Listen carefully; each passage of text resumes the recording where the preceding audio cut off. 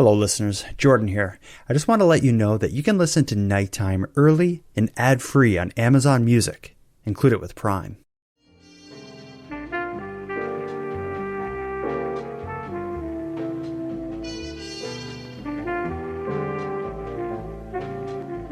You are listening to the Nighttime Podcast. Hello, listeners. This episode is going to cover a Canadian UFO incident that spans several decades. The initial incident plays out in Duncan, BC on New Year's Day in 1970, 53 years ago. Doreen Kendall, a nurse at the Cowichan Hospital, parted the curtains with the goal of opening the window to get some fresh air into a patient's room. As the curtains parted, a blinding light projected from an object hovering outside the window froze her dead in her tracks. And the beings she claimed to see operating the object, well, that changed her life forever. Now, in the case of the Duncan UFO incident, the story doesn't end in 1970. In fact, just this year, the Royal Canadian Mint released a coin that commemorates this event, which leads us to the latest incident in the story of the Duncan UFO incident. Just as the coin became available, a local 81-year-old man came forward and revealed what he claimed to be the true story of what really happened. And if you believe him, it was a simple hoax that went much further than anyone planned. Tonight, in this episode of Nighttime, UFO researcher Chris Rutkowski and I are going to attempt to understand the 1970 Duncan, BC UFO incident. The newly retired Chris Rutkowski. Well, I think when we were last on the show, it was just around the time that you announced you were stepping away from your day job. And I'm assuming that means you're focused primarily on the UFO phenomenon now? And if not, what are you doing in retirement? Well, yes, as a matter of fact, I'm doing a lot more UFO-y kind of stuff now. Although I'm doing other kinds of writing as well. I'm doing some book reviews, other pieces of freelance. So it's been relaxing to a point, but I seem to be very busy doing a little bit of traveling around, and a day is filled up. Don't worry about it. Yeah. Well, tell me about this. Speaking of the writing you've been doing, I was at my in-laws' house over the weekend, and when I cracked open Maclean's magazine, who do I see? Front and center, but Chris Rutkowski writing an article about UFOs for the well-known across Canada publication Maclean's. How did that come about? And tell me a bit about your piece in that. Well, yeah, they actually reached out to me as a result of some of the stuff they had seen, I suppose, online. They reached out through LinkedIn because I've been doing a little bit of publishing of stuff material on LinkedIn. And they reached out to me, wanted to know if I'd be interested in doing an editorial. And so I wrote an editorial about, I think, Canada's role should be in the whole UAP situation. But in a nutshell, it's I think Canada could be a little more transparent. Canada has been the leader in terms of looking at UAP from a scientific standpoint. So I think Canada has a role and can inform some of the more recent things that are going on. But up until a few years ago, Canada was making its material on UFOs and UAP much more available, and that seemed to have died down in recent years. In fact, right now, Transport Canada is not publishing very many UFO reports at all, even though there's still a category called UFO.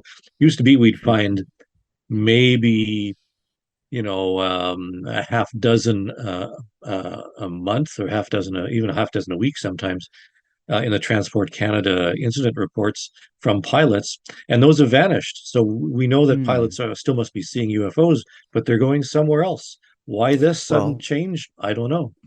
Well, could that be because they're taking it more seriously and they're not just, giving away the data anymore? Maybe they're sending it somewhere for analysis. Absolutely. They're sending it somewhere, but where that is, we simply don't know. I mean, again, I make the point that I think that we should have a little more transparency. We have the expertise, so we should be relying a little bit more on what's gone on in the past. The Sky Canada project, for example, is supposed to have issued its first report by now, and they're noticeably late. So who knows what's going on? Yeah, well, the government may not be speaking publicly about UFOs and being seen in the sky, but it certainly is on the mind of many Canadians. And maybe that's evidenced by the fact that Maclean's magazine reached out to a UFO expert, writer, investigator to do a story. Were you surprised to hear from Maclean's magazine? Because they're generally a pretty like vanilla in terms of like the paranormal and stuff. And for people who aren't listening from Canada, maybe give me an idea of like what a comparable to Maclean's would be. Yeah, I think the closest thing to compare Maclean's to in the United States, for example, would be Newsweek. Quite Mm. conservative, sort of politics, science, art, and literature, sort of a review, a very summary, kind of the New Scientist for lay people or something like that. Okay. And but very well respected, and they do Certainly. have a considerable fan base, and people are reading it. As your in-laws Yeah, are doing certainly. so, and I've received a lot of positive response from my piece. So, and just as a note, Maclean's is also in social media, and they have threatened to get me to do TikTok videos to accompany Oh God. the article. Oh So God. just to prepare people that might be coming. Yeah, we will. We'll start planning protests now to ensure that that doesn't happen. Yeah, exactly. Yeah. Well, the reason we're here tonight is to discuss a UFO story, the history of the story, and of course, the Royal Canadian Mint's coin that commemorates the story. I'm sure we've talked in the past about the various Royal Canadian Mint commemorative coins in a series that they call Canada's Unexplained Phenomenon. The latest one that they've just started selling, I think probably a little over a month ago, is a 1970 UFO sighting involving a nurse in Duncan, British Columbia. Before this coin was released, I had never heard of the 1970 Duncan UFO incident. So before we get into the story or the coin or anything else, tell me a little bit about the history of this sighting in terms of its place in Canadian UFO lore. Like, is this a well-known sighting? Well, actually, I'll let me do a little bit more than that. I'll give you the background of the coins too. Okay. That back in the mid 2000 teens, I'd been approached by the Royal Canadian Mint to assist them in developing a series of coins about classic Canadian UFO cases. So I assisted them. I helped them. They sent me Mm, drafts of the mock-up and all that sort of stuff, and I gave them ideas on future ones. This is actually the sixth one. The first was Falcon Lake, then there was Shag Harbor, mhm. then there was, I think, Clarenville, Newfoundland, That's right. Yeah, I um, have one. and then there was the Montreal Bonaventure Hotel, Mhm. and then there was, it's four. So the fifth one was Yukon. Yes. And so this is the sixth one. The face value is $20, but because they're pure silver, they're fairly heavy, and I think they cost when you buy them $120, $125 or something like that, because of the silver. But they're sold out. They sell out faster than any other coin that they've ever produced. Mhm. So this particular case, Duncan, BC, the case is basically that New Year's Day, 1970, a nurse was working in a ward in a hospital in Duncan, BC. Mhm. And around midnight, she was going to a window to close some curtains for some of the patients that she was working with. And out the window, she saw this classic Hollywood style flying saucer. But the difference in this case is that she could see occupants. And there's very few cases like that in Canada. I have a couple paragraphs that tell the story. I'm just going to read it, and that'll allow us to discuss some of the different elements Sure. of it here for people who don't know it well.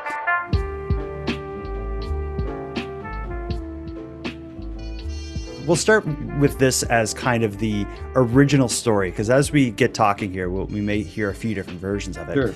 But the original story that most people would know was that between midnight and 5 in the morning on New Year's Day in 1970, Doreen Kendall, a nurse at the Cowichan District Hospital on Vancouver Island, noticed that one of her elderly patients in the ward she was looking after was restless. She decided that the patient was too warm, so she went to the window, parted the drapes with the plan of opening the window to let in air. Yeah, yeah. And as she described it, as she pulled open the drapes, she was met by a blinding light that was being projected from an object about 60 feet away from the fifth story window that she was looking out of. She described the object as being shaped somewhere between circular and saucer shaped, with a string of bright lights surrounding it. She described the bottom as being a silvery metal, with the top a transparent glass-like dome, inside of which, as you said, she claimed she could see two beings, like kind of seated at the object, seated within the object. She also described the object being kind of slowly tilting from one side to the other in such a way that she was able to see what they were sitting on. She described the beings as sitting on what looked like two little stools. They were dressed all in black, in a sort of uniform kind of thing, and they were seated one behind the other. As she watched the craft slowly tilting, seeing more of it, she described the beings seated in front of a sort of panel. They seemed to be manipulating the panel in some way. When at one point, she noticed the being seated in the front seemed to be staring at the panel quite intently, as if something important was going on, which I think has led some people to believe or suspect that maybe whatever these beings were, they were having some kind of technical problems. As this was going on, Miss Kendall realized there was another nurse in the room with her, and she was about to get her attention. And just as she was about to, she was stopped dead in her tracks as one of the beings, the one seated in the rear of the two, looked directly at Miss Kendall. Once it looked at her, the being in the back touched the being in the front on its shoulder, maybe to get its attention. As that happened, the being in the front grabbed some kind of lever, pulled it. The object began turning in a circle, slowly making its way away, and that's when Miss Kendall, the nurse Kendall, called in the other nurse, whose name was Nurse Wilson. And as you described there, Nurse Wilson did see the object, but only at the point that it was trailing out of sight, so certainly not in the detail. So the way I just described it, does that sound to you like the original version of the story you would have heard? Yeah, the original version. I mean, I had never spoken with Miss Kendall herself, but Mhm. I read the RCMP report, which is quite lengthy. I think it's 7 Oh pages yeah. long. I was surprised to see how serious the RCMP took it, and that they would even respond to this kind of call. Because you sent me, I think, a 5-page report, an RCMP report of this event. Yeah, I actually covered it in my most recent book, Canada's UFOs Declassified. Mhm. But the case was relatively well known in some circles because John Magor, in his book Our UFO Visitors, about Canadian UFO cases, was featured in there. Mhm. And CBC Gem produced a documentary called Spaceman about this case and a couple of other cases that occurred on Oh, Vancouver Island. They okay. actually flew me out there, and we traveled around Vancouver Island. In fact, we went to the hospital and saw where this occurred. We looked around and tried to measure through trees and angles and that type of thing. And so it was featured in this documentary, which is available online. So it's not completely unknown. I think it was in Canadian UFO Report. I think APRO Bulletin had it a couple of times. So it's not a greatly well-known case, but it has a lot of fascinating details. So when the Mint was asking me, are there interesting cases that would be visually good to do on a coin? I said, well, this one's pretty interesting. And Mhm. they recreated the description, from based on the report fairly accurately, I think, based on what was said. So if you've been entertaining this sighting as long as you have, you've wrote about it. I know you have a bit of a reputation for being skeptical. You giving this attention would tell me you think there is something special about this sighting. Is there any reason in particular that you were drawn to it and paid attention to it over all these years? Well, as I alluded to it, that this is one of the few cases where we have a witness seeing entities or creatures or UFOnauts in association with a craft of some sort. And it was, as you say, taken quite seriously by the RCMP. In fact, in the Mhm. RCMP report, um, the RCMP were never, it was never reported to the RCMP. It made the newspaper at the time, and was well known within the community that something had happened to Doreen at the hospital. And it was only, I think it was 5 or 6 days after this had occurred that the RCMP constables at the time said, maybe we should interview her because it was their mandate for on behalf of the National Research Council to investigate UFOs. And even though it hadn't been reported to them, it was such an interesting story that they wanted to get to the bottom of it. And so it was only then that an RCMP officer went and talked with Doreen and the other nurses. And the RCMP report, it goes into great detail, not only with the interview of her, but the other nurses. They talked to some other people in the area who had also seen things. So there was more than one sighting, but they focused on this. And it's very interesting that the RCMP took it seriously, and they couldn't find an explanation for what was seen. They just simply said, we're not sure what it was seen, but it's an interesting case." Mhm. Just out of curiosity, can you think of any other cases where the RCMP took it upon themselves to open up an investigation into a UFO sighting that they heard about in the media? I'm just off the top of my head, I can't think of another time, whether it's UFO sighting or anything else, where the RCMP seemed to just begin an investigation on their own, where generally they investigate complaints, not look for Sure. complaints to investigate. Well, I mean, one that comes to mind immediately is the most famous one, Falcon Lake. Mm. That was never officially reported to the RCMP. It hit the media first, and then the National Defense was actually first on the scene, and they brought in the RCMP. So it is interesting that they took this upon themselves.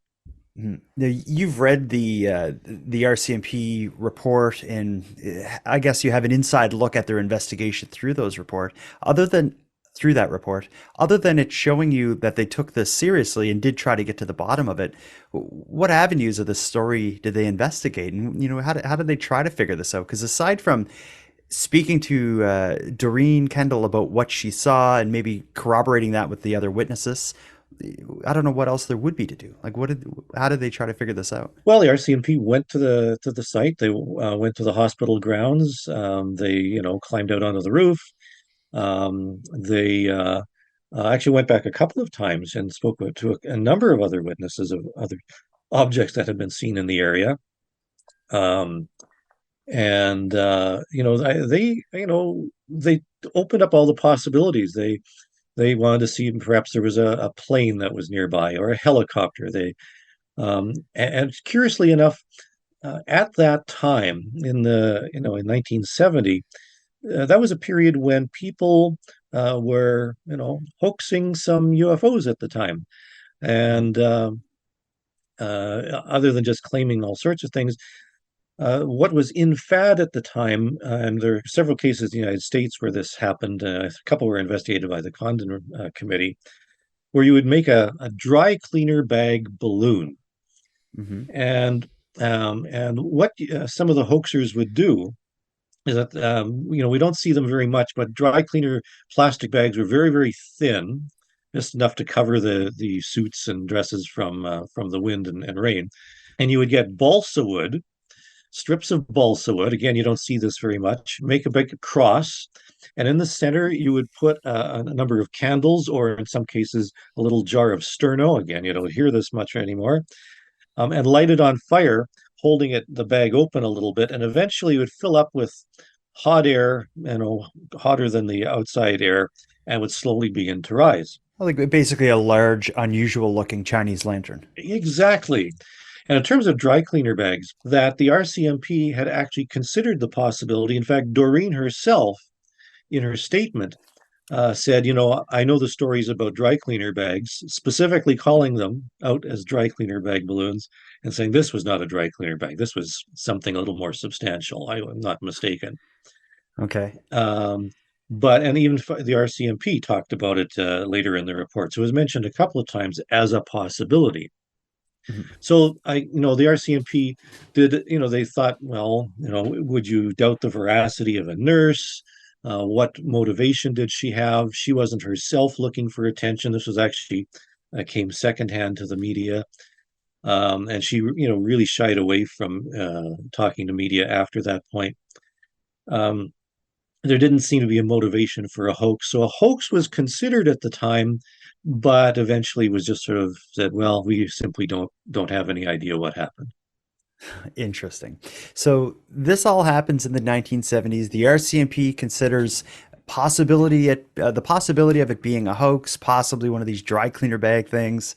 They're unable to solve it one way or another. For the most part, the event is on the fringe of public attention. Again, I follow Canadian UFO stories, and this is new to me, at least it seems to be. The coin comes out by the Royal Canadian Mint commemorating this event, which certainly gives it a boost in notoriety and Mhm. brings it to the attention to a lot of people. And that's when somebody comes forward with a story that I think a lot of people, takes the wind out of the laundry bag, I guess we'll say. I'm going to play a short clip by a man named Dan Hughes. He's an 81-year-old man who claims that he knows what happened, or knows the explanation to the Duncan UFO incident. He knows the people responsible, but now that everyone responsible, including the primary witnesses, are all deceased, he feels like he's able to come forward and tell people what actually happened. As it turns out, he claims it's a party trick gone wrong that led to sort of hysteria. I'm going to play his statements, and then we'll come back to talking about it. Well, what it was people that I knew. I wasn't there at the time, but this couple that I knew quite well later on, as a party prank, made a homemade hot air balloon out of a plastic bag which would cover a suit which you'd get from the cleaners, and they rigged it up, a little cross of two little sticks crosswise with candles. They heated the thing up with a hairdryer. It worked every time. I saw them do it again after that, a couple of years later, and they'd fill it with hot air with a hairdryer, light the candles, and then this thing would be a homemade hot air balloon. It would rise slowly. It had to be a still night, so you didn't have wind blowing it all over the place. A clear night, it would rise slowly, and once it got up a few feet, it became hard to actually determine what the heck the thing was. The candles at the bottom gave a ring of light. It illuminated the plastic inside. And so what they did, they lived at that time, they were living on a street adjacent to the hospital. So this thing lifted up, went across the trees, and approached the hospital, and a nurse happened to be looking out. And from a distance, you can't really determine how big or small this thing is. And she saw it for a while, then the thing must have drifted up in the air. And of course, immediately we had this UFO controversy, and the people who'd done it didn't want to say anything because they thought they might get themselves in trouble, so they kept quiet. But they related the story to me several times. The plastic had some kind of an imprint on it. It might have been figures of people, from the company that put out the bags. This looked like somebody might have been inside this unit. A couple of years later, down at Cowichan Bay in the Duncan area, they made another one evening, set it off, drifted up, and it went across the bay. And once it reached the air, you couldn't really tell what it was. It was just this bright light which drifted away. And I think as a result of that, several people reported seeing a UFO that night.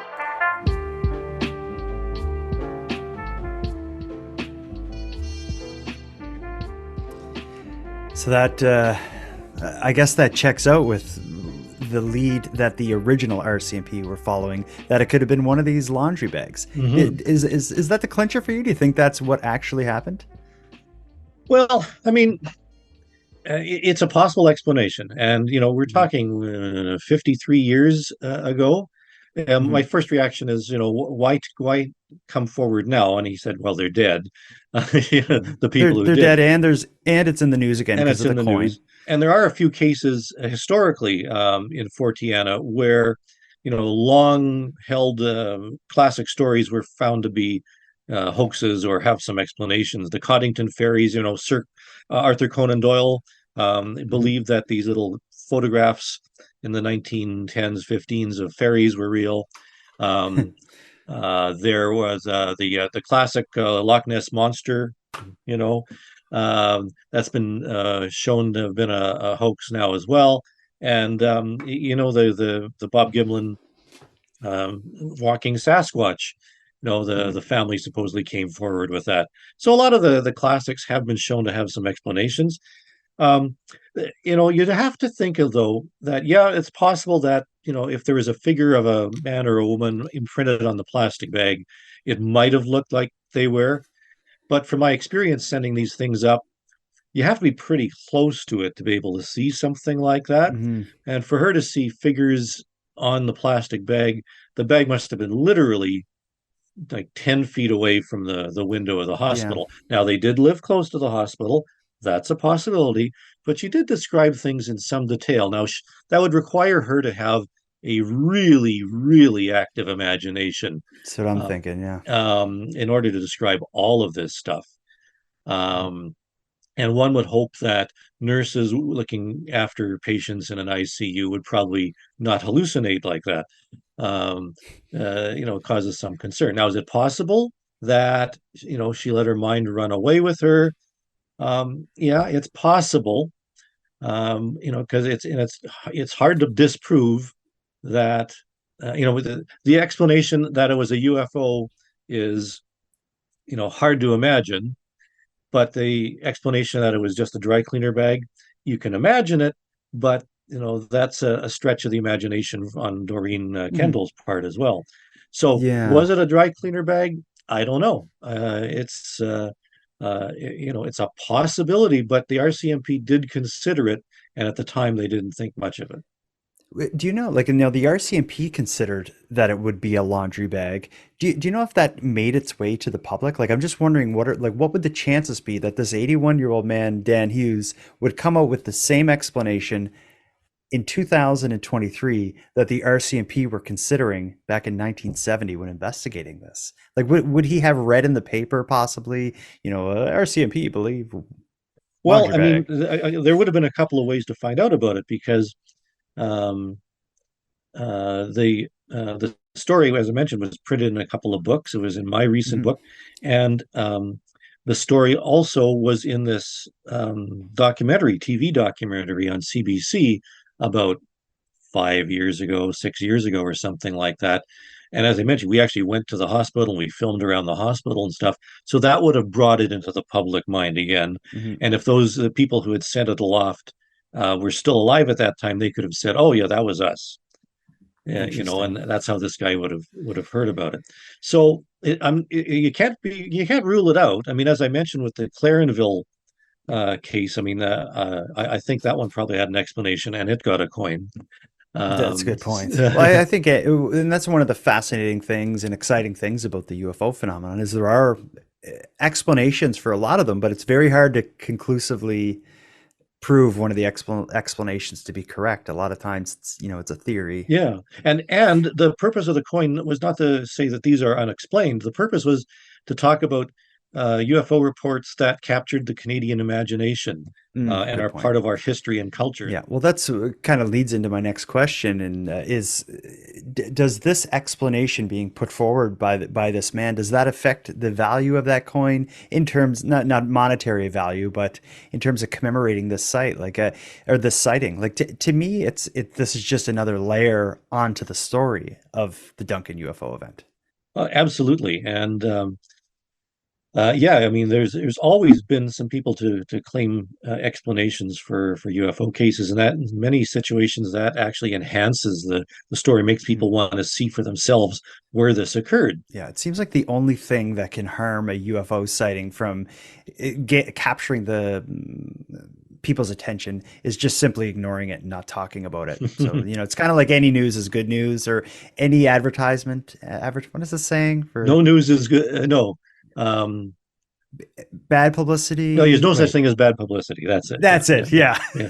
yeah, I knew we'd get there. yeah. Well, this has been awesome to get. I didn't realize how connected you were to the Royal Canadian Mint's coin series, but when I was going through their website, I was seeing you quoted often as Chris Rutkowski, expert. And you'd have a little blurb there, so I just assumed they were leaning on you a little bit, but I didn't realize how involved you were.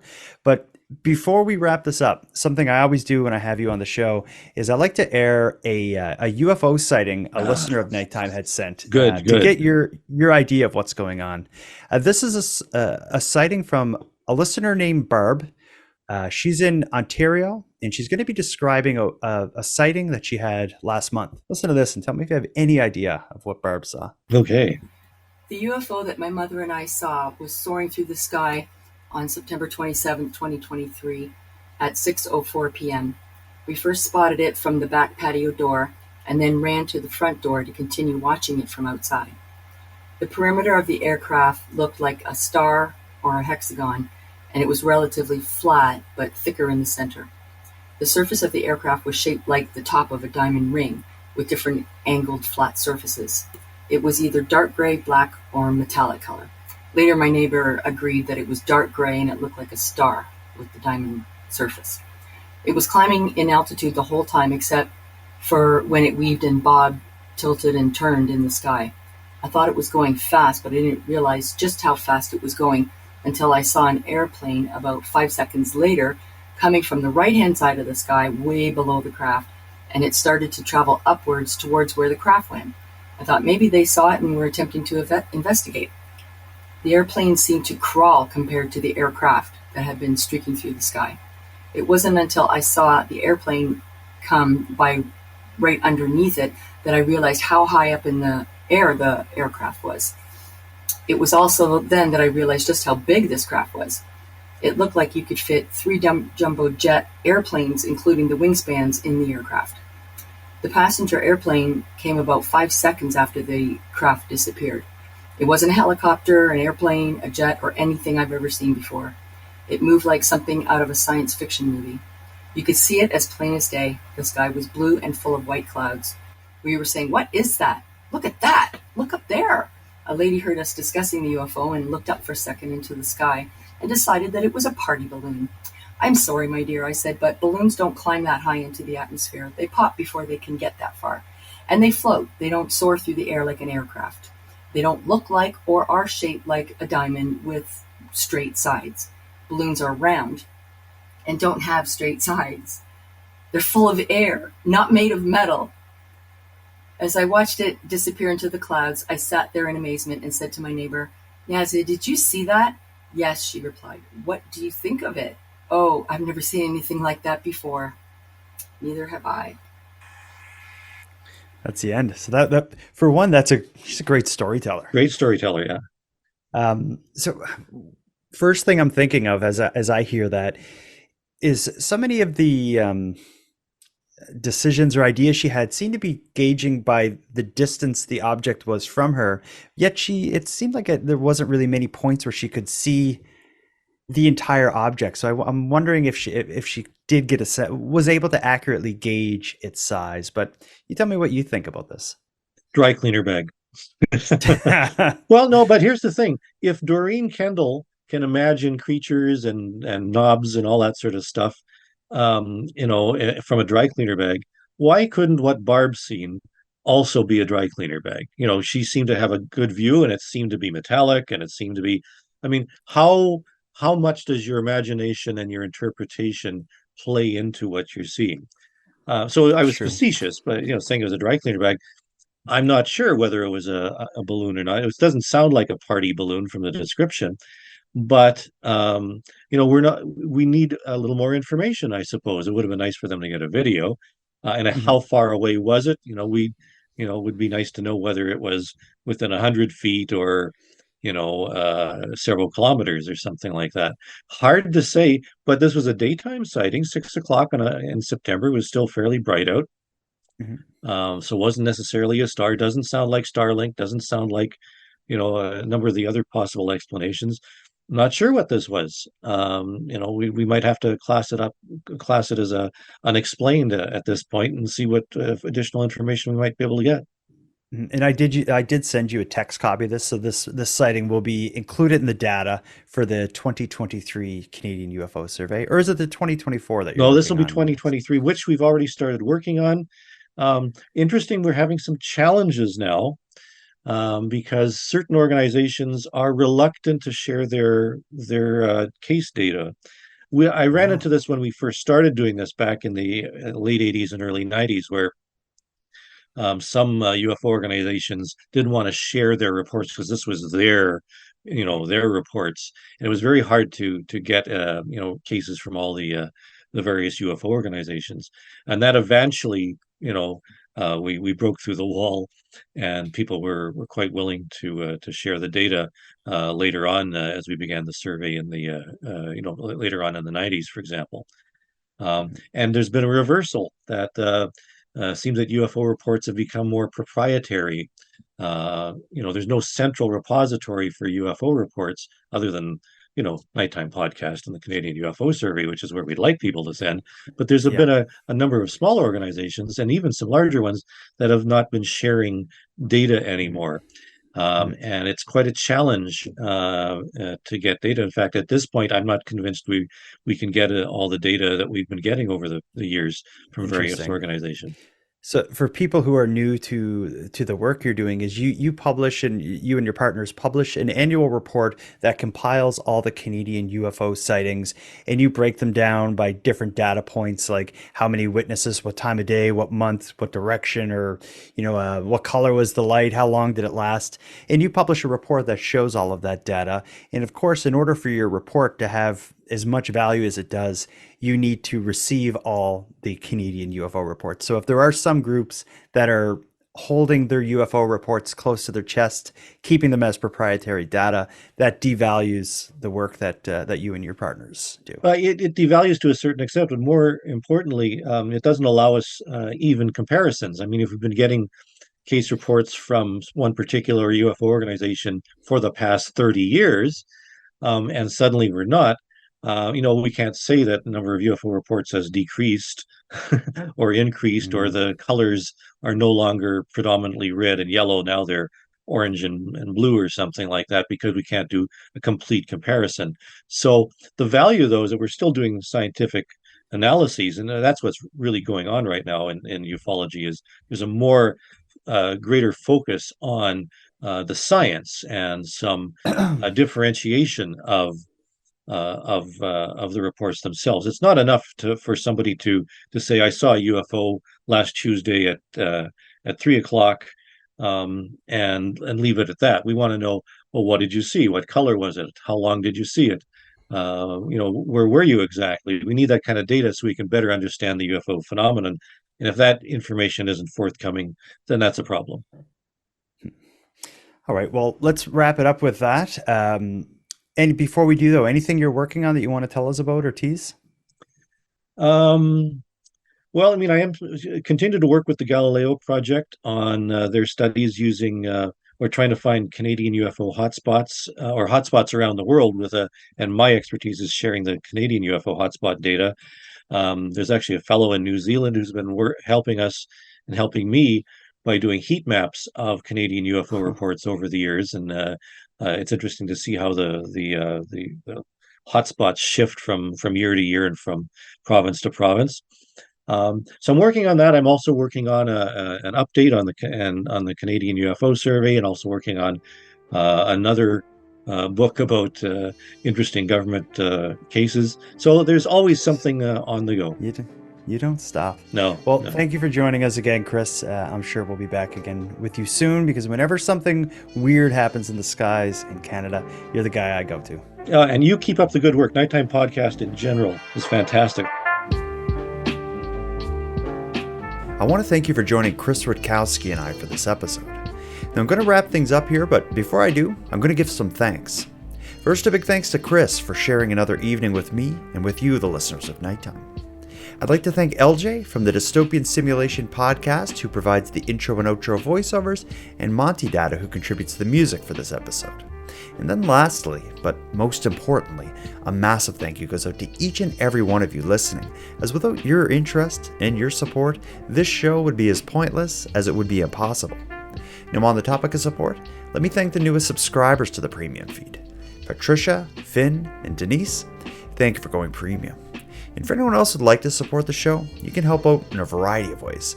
First of all, a premium feed subscription costs just a couple dollars a month, and that money funds the creation of the show.